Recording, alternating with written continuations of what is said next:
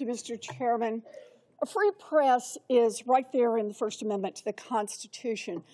But when Trump's federal communications chair was unhappy with some of Jimmy Kimmel's remarks, he said media companies, quote, can find ways to take action on Kimmel, or there's going to be additional work for the FCC. The next day, Secretary Hegseth announced that journalists at the Pentagon needed to sign a pledge not to report information DOD hasn't approved for release, including unclassified information. DOD reportedly rolled those rules back, but it wasn't Hegseth's first crackdown on journalists, and I worry it may not be the last. It is the job of a free press to uncover problems that DOD doesn't want people to know about, like military families living in mold-infested homes, or Secretary Hegseth texting classified war plans. Mr. Young, you were acting general counsel for DOD for most of 2025, and now you're nominated to be the Army's top lawyer. So let me ask you, Mr. Young, do you consider your oath to the Constitution to include the First Amendment? Yes, Senator, I do. Thank you. We need independent journalists at DOD now more than ever. President Trump has ignored locally elected leaders to deploy military forces to Los Angeles, to D.C., to Chicago, and he's told generals he wants the military to use American cities as, quote, training grounds, close quote, and handle the, quote, enemy from within. Now, this is extremely dangerous, and we need independent journalists reporting the truth, not just whatever spin Pete Hegseth wants to put on it.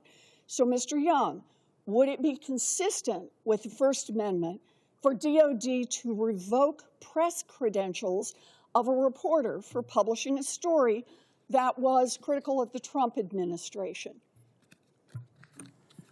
Senator, we're very cognizant and very conscientious of the First Amendment and the freedom of the press to be able to report as needed. It was my understanding that the policy was designed to inform the members of the press. The ability to access the Pentagon is a bit different than a normal public forum. Well, I got to stop you right there. Mr. Young, I asked you a very straightforward question. I think you can answer with a yes or no.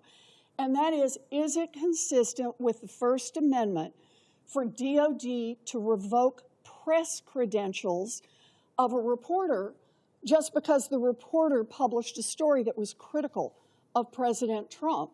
That should be an easy one for a lawyer who has served as you have for many years. Yes, Senator, I would say it would be consistent with the First Amendment if the basis was that the person published information that was not otherwise approved for release by the Department of Defense. They could still be critical. We're not getting into their content, Senator. Well, are you telling me that the new regime is that Secretary Hegseth will decide what has been released and that reporters can only talk about what the Secretary releases? That's your view of the First Amendment? No, Senator, I'm not saying that. Well, then let me ask my question one more time. If a reporter publishes a story critical of the Trump administration, is that grounds for revoking that reporter's press credentials? No, Senator, it's not. Great. Okay, hard to get there, but I'm glad we did. Let me ask you one more question, and that is, if the courts rule any of the DOD's press restrictions unconstitutional, will you stand by your oath to the Constitution and tell the military leadership to comply with court orders? Or is your plan to bend the knee to Donald Trump and Pete Hegseth? Certainly would advise to comply with court orders. Okay. You know, I appreciate this. Freedom of the press is a core pillar of our democracy, and the public needs to know if sending troops to war under false pretenses or if it's exposing our troops to toxic water. This is a scary moment, but there is power in raising our voices. And that is why Donald Trump and his lackeys at the Pentagon want to shut down reporters and shut down access to the truth. Thank you, Mr. Chairman.